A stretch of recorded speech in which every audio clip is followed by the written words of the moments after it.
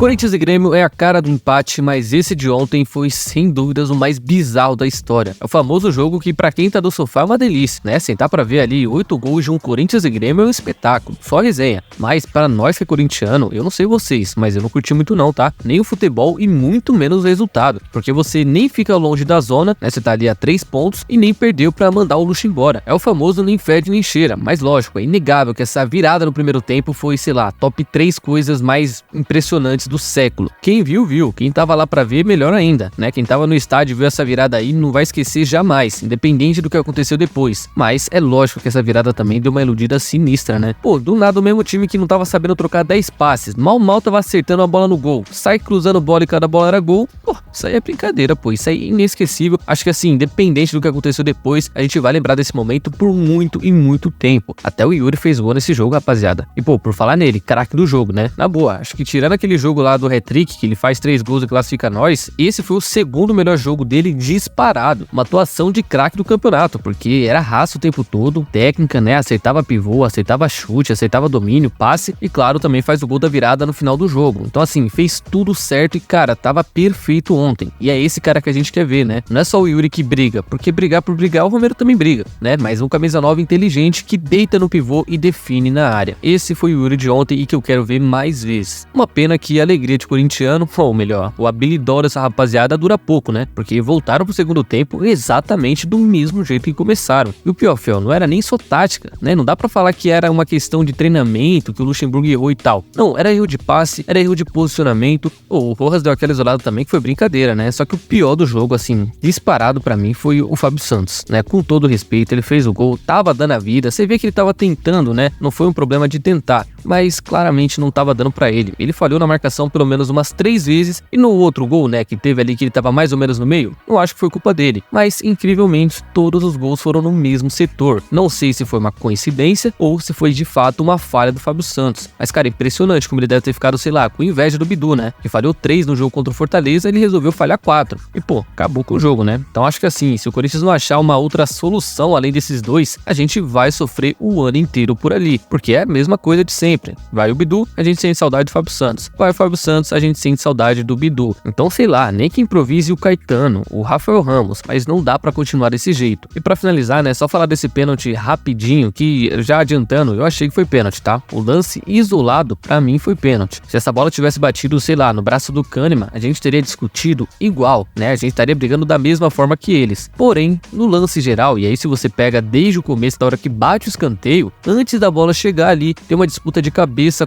com o Veríssimo e pela regra, imediatamente o jogo tem que ser paralisado. Independente da gravidade, o Wilton deveria ter paralisado o jogo e esse lance não teria acontecido. Enfim, não sou eu que vou reclamar, pelo contrário, só vou agradecer porque se é pênalti, o Luan ia pegar aquela bola e eu tenho certeza que ele ia fazer, tá? Era o roteiro perfeito pra esse jogo. Tava tudo se desenhando pra isso, mas que bom que passou batido, né? De todo jeito, jogo muito feio da nossa parte, resultado esperado, no caso o empate, e acho que não vai ser muito diferente na sexta não, tá? Tem tudo pra ser ainda pior, porque é um Botafogo em casa e dependendo do resultado, fiel, as chances reais do Corinthians dormir na zona, tá? E aí eu quero ver esse nobre treinador não cair.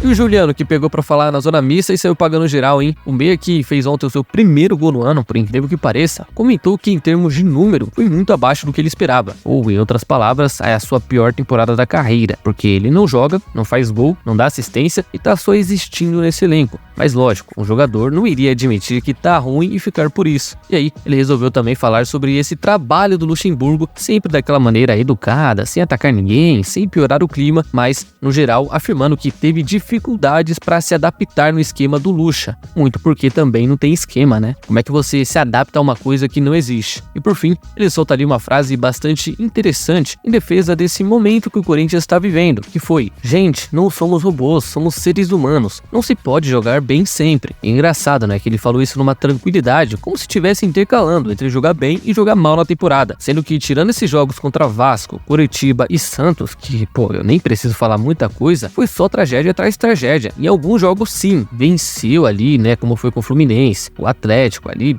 desceu o rodo nos caras. Mas na maior parte das vezes, ou fazia o resultado como foi aquele contra o Cruzeiro, que fez o gol no final, totalmente na base da raça, ou era o famoso jogo que o medo de ganhar tirou toda a vontade de vencer. E aí, quase sempre ficavam satisfeitos com o resultado ruim. Então, senhor Juliano, tirou o dia para dar explicações, mas nenhuma convenceu muito não, viu? Você tá mal, o time tá mal, e a única coisa que ainda pode salvar esse ano de vocês é o título da Sul-Americana, tá? Porque senão, esquece.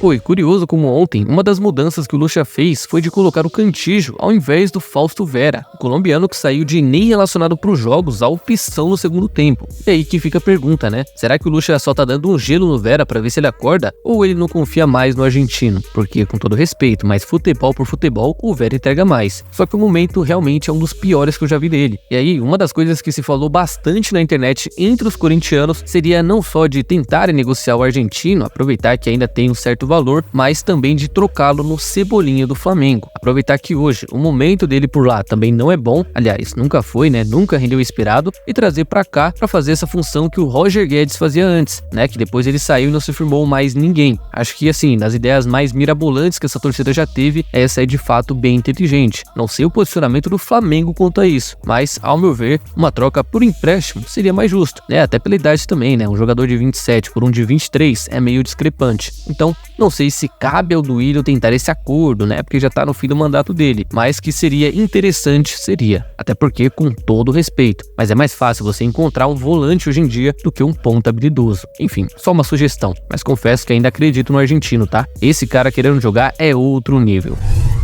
E fugindo um pouco do jogo de ontem, né, uma coisa preocupante que também virou debate antes do jogo foi sobre como estão as parciais de votos na próxima eleição. Qual chapa apoia quem, onde tem mais votos, quem venceria nessa previsão. E olha, falar pra vocês que é preocupante, tá? Até dar os créditos pro blog do Macedo que fez essa apuração e ali, né, fazendo uma análise grosseira do que ele falou. Das 10 chapas mais votadas na eleição passada, 5 declararam apoio no Augusto e 4 no André. Só que, fiel, apesar de acirrada, o Negão ganharia por alguns votos a mais. E deixando claro, tá? Essa é uma análise grosseira, que não leva em conta fatores como o cara da chapa X votar no outro candidato ou dele anular o voto. Só que de fato, já é bastante preocupante o André estar minimamente empatado com o Augusto. E honestamente falando, tá? Eu já esperava que o André teria bastante votos, porque ele é um cara bem querido lá dentro por algum motivo. Mas eu não esperava que seria tão pior assim. E lembrando que essas são apenas as 10 chapas mais votadas, porque também tem esse lance da chapa ser votada e esse pessoal ir pro conselho. No Parque São Jorge tem pouco menos de 3.000 votantes, então ainda tem muita coisa para acontecer. E uma delas, que se falou bastante aí nas semanas retrasadas, seria de mais alguém aparecer nessa briga até o fim do ano. E aí, claro, com todo respeito ao Augusto, mas se aparecer mais alguém nessa briga, vocês podem esquecer que o Augusto não ganha mais, porque lá no Parque São Jorge é oposição contra a renovação e transparência. Então não pode aparecer ninguém que vai tirar os votos dele. Enfim, de todo jeito, a eleição vai ser mais disputada do que eu pensava,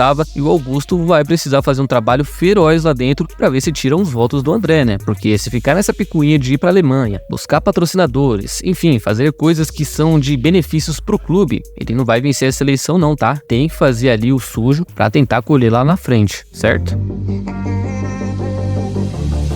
Então, fiel, é isso por hoje. E antes de vocês saírem do vídeo, não se esqueça de deixar a curtida e se inscrever no canal, que já vai estar me ajudando demais e vai contribuir para mais vídeos por aqui, certo? Espero vocês numa próxima, tamo junto e vai, Corinthians! I just want to look my way, never back to you.